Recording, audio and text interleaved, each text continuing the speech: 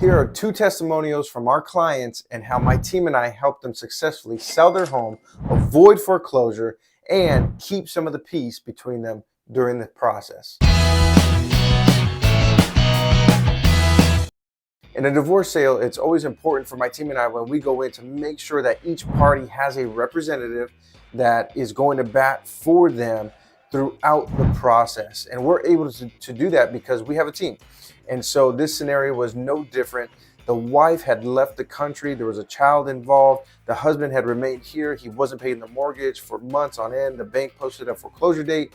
And so we came in, they entrusted us with the sale. We didn't know them. And that's another thing that happens. You know, they typically want to hire somebody that they don't know.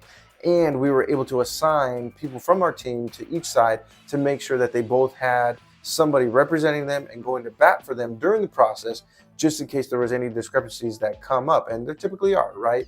And so we're able to work that out much easier that way. And in addition to that, in this particular scenario this year, because the bank had already posted a foreclosure date, now you have to throw into that wrinkle the bank being communicated with properly as well and being updated on the plan, because if you are not able to communicate with them, they can take that house from under you.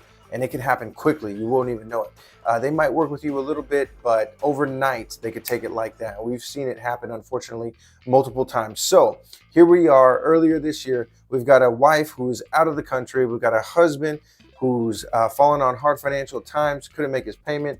They are not on good terms. They're in the middle of a divorce, and the bank posting a foreclosure date. So now we're coming in having to communicate with each one of them. So I took the responsibility of communicating with the wife.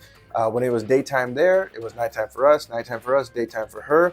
And then one of my agents on my team took the responsibility of communicating with the husband.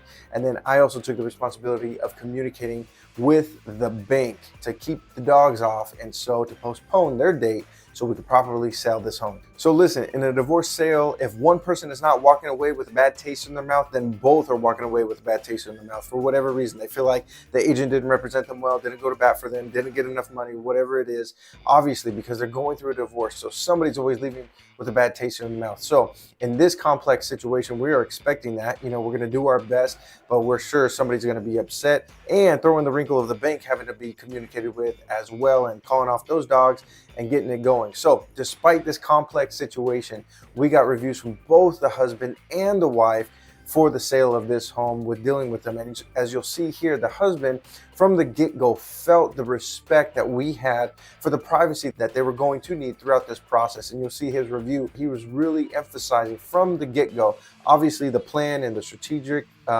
approach to selling it, but really the respect for the privacy that he asked for in the beginning of our meeting. And so listen, results always matter, right? We got 22 offers. We got $300,000 over asking. We negotiated the top price. Results always matter. Getting the most amount of money for our clients is the main thing. However, here, communication was of the utmost importance, right? Because it's a divorce sale, the bank, communication was key, as is any sale. Communication is really important. With the wife being out of the country, man, it was my responsibility to make sure she was updated and informed at all times.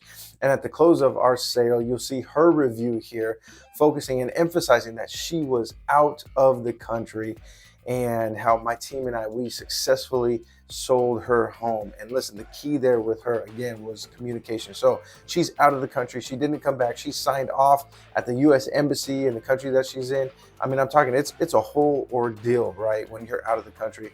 But communication is just as important, if not more important, than the results in a divorce sale like this. So listen, selling a home is already stressful. As you'll see from our clients this year, we sold their home. They were going through a divorce. The bank was coming after them. It is a stressful situation, especially if you hire the wrong agent who doesn't communicate well, or who doesn't have the system and the processes or the ability to make you feel represented in your sale. So whether it's a divorce sale, a distress sale, foreclosure, any type of sale, my team and I, listen, we're going to help you sell for the most amount of money in the least amount of time with the least amount of stress.